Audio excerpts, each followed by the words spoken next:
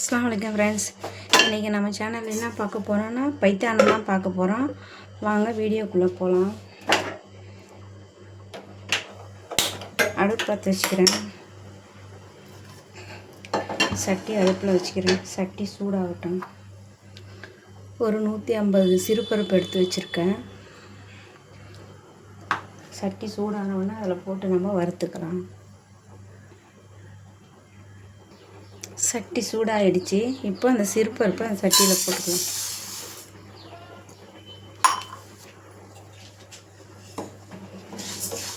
அதை நம்ம கலர் மாறாத நம்ம அதை அப்படியே வறுத்து விட்டுக்கலாம். நம்ம கலர் மாறாமல் வறுத்தாதான் பைத்தானமெல்லாம் நல்லா இருக்கும். இந்த பைத்தானன்றது ரொம்ப ஸ்பெஷல் தான். இந்த பைத்தானத்தை சோத்துக்கும் ஊற்றி சாப்பிட்லாம். இட்லி தோசைக்கு, சப்பாத்திக்கு, ரொட்டிக்கு எல்லாத்துக்கும் வச்சு சாப்பிட்லாம். முக்கியமான டிஷ்ஷுன்னு பார்த்திங்கனாக்கா மீனானத்துக்கு, சோத்துக்கெல்லாம் வச்சு சாப்பிட்லாம். மீனானத்துக்கு வச்சு முட்டை போடாமல் வெறும் பைத்தானமாக வச்சு சாப்பிட்லாம். சைடிஷ் மாதிரி செமையாக இருக்கும். அது லைட்டாக அந்த வாசனை வர அப்படியே மணமாக இருக்கும். அந்த வாசனை வரும்போது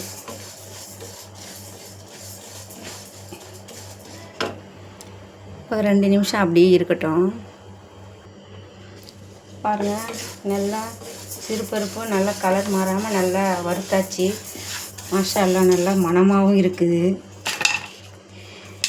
எத்தனை பேருக்கு இப்படி இதெல்லாம் வச்சு சாப்பிட பிடிக்குன்றது எனக்கு கமெண்ட்டில் சொல்லுங்கள்.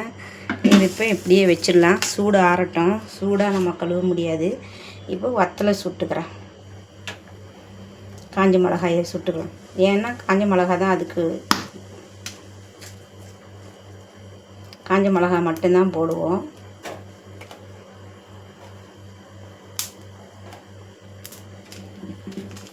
ஒரு 4 காஞ்ச மிளகாய், அதுக்கு மேலே போடக்கூடாது.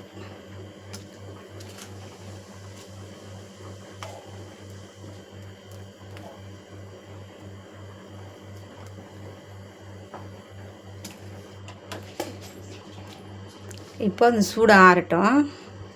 அதுக்கப்புறம் நம்ம சட்டியில் கழுவி வச்சுக்கலாம். பருப்பை கழுவிட்டேன் பாருங்கள். இப்போ சட்டி அடுப்பில் வச்சுக்கலாம்.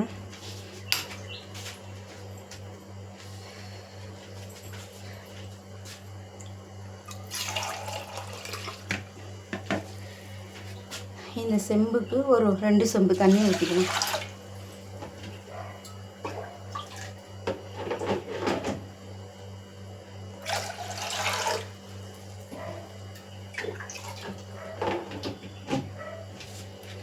கூடவா தண்ணி ஊற்றிக்கலாம். ஒரு 3/4 செம்பு தண்ணிக்கு ஊற்றிட்டேன். இப்போ இந்த வத்தலை கிள்ளி போட்டுக்கிறேன்.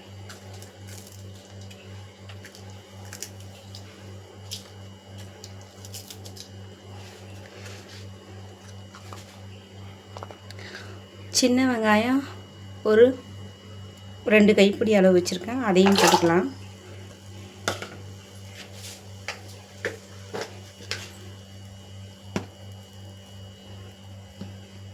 இதுக்கு ஒரு 3/4 ஸ்பூனுக்கு மஞ்சத்தூள் போட்டுக்கிறேன். நிறைய போடலாம். இப்போ வெய்ய நேரமாக இருக்குது பார்த்தீங்களா, அதனால் கம்மியாக போடுறதுனால தப்பு இல்லை. இப்போ இதுக்கு ஒரு மூடியை போட்டு இதை நம்ம வேக வைப்போம்.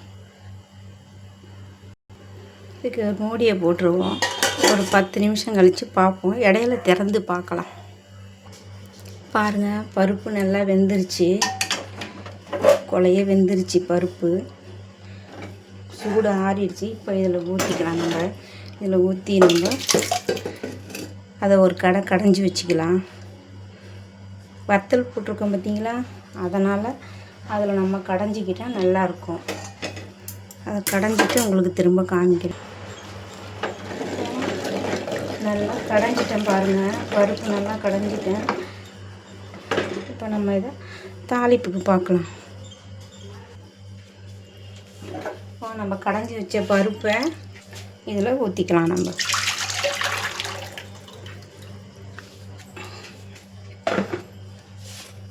அடுப்பு பற்ற வச்சுக்கலாம்.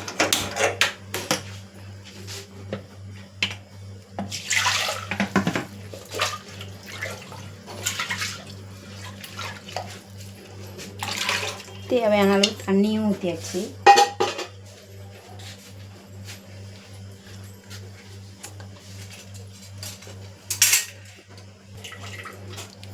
அது நல்லா இப்போது கொதித்து வரட்டும். நம்ம பருப்புக்கு தேவையான அளவு உப்பு போட்டுக்கலாம். நான் ஒரு ஸ்பூனுக்கு உப்பு போட்டுக்கிறேன்.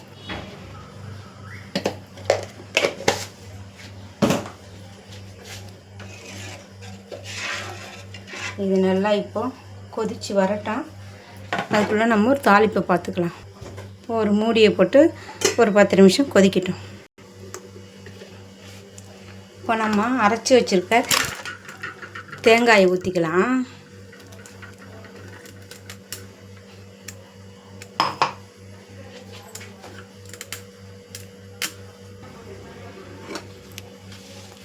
அரைச்சி வச்சுருக்க தேங்காயை ஊற்றியாச்சு. இப்போது நம்ம அது நல்லா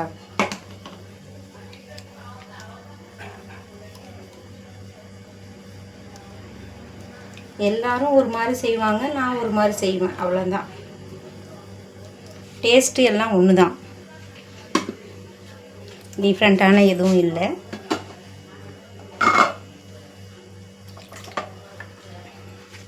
இப்போது 4 முட்டை எடுத்து வச்சுருக்கேன். 4 முட்டையை இப்போ நம்ம இதில் உடச்சி ஊற்றிக்கலாம். உடச்சி ஊற்றிட்டு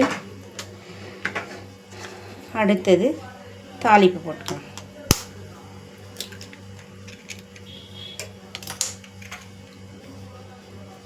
ஒரு முட்டை,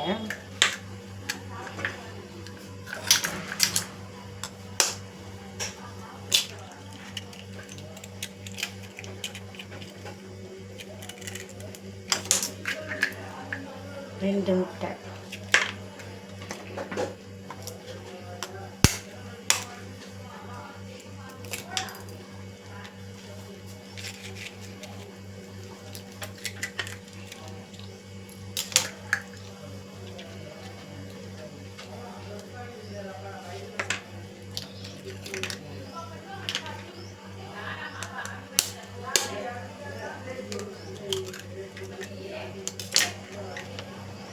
நாலு முட்டை ஊற்றியாச்சு.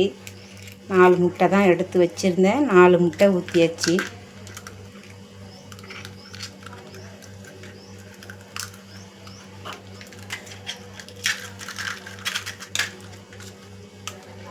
இப்போ இந்த முட்டை தொலியெல்லாம் இப்போ குப்பையில் போட்டுருவோம். இப்போ சட்டி சூடாகிடுச்சு, எண்ணெய் ஊற்றிக்கலாம். என்கிட்ட தேங்காய் எண்ணெய் இல்லை, அதனால் கோல்டு வின்னர் தான் ஊற்றி தாளிக்கிறேன்.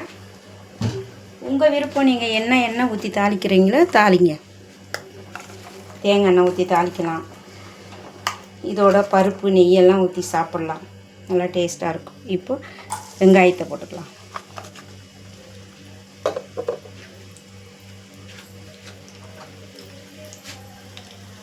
இப்போ நல்லா வெங்காயம் பொரிஞ்சு வந்துடுச்சு பாருங்கள்.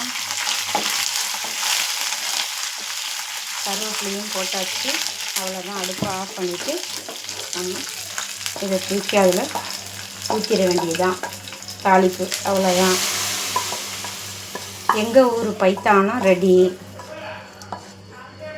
வாங்க சாப்பிட்லாம். நீங்களும் இதை செஞ்சு சாப்பிட்டு பார்த்துட்டு கமெண்ட்டில் எப்படி இருக்குதுன்னு சொல்லுங்கள்.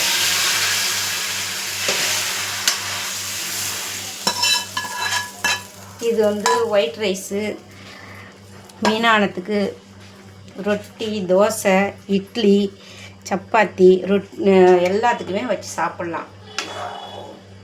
நீங்களும் செஞ்சு சாப்பிட்டு பார்த்துட்டு எப்படி இருக்குன்னு எங்களுக்கு கமெண்டில் சொல்லுங்கள். அவ்வளோதான், அடுப்பு ஆஃப் பண்ணிக்கிறேன். சப்ஸ்கிரைப் பண்ணுங்கள், லைக் பண்ணுங்கள், ஷேர் பண்ணுங்கள். ஃபேமிலி ஃப்ரெண்ட்ஸுக்கு ஷேர் பண்ணுங்கள். பெல் ஐக்கானை கிளிக் பண்ணுங்கள். என்னுடைய சேனல் சப்போர்ட் பண்ணுங்கள். என்னுடைய நீங்கள் சப்ஸ்கிரைப் பண்ணி வச்சா தான் நான் போடுற நோட்டிஃபிகேஷன் உங்களுக்கு அப்பப்போ வரும். நெக்ஸ்ட் வீடியோவில் பார்க்க.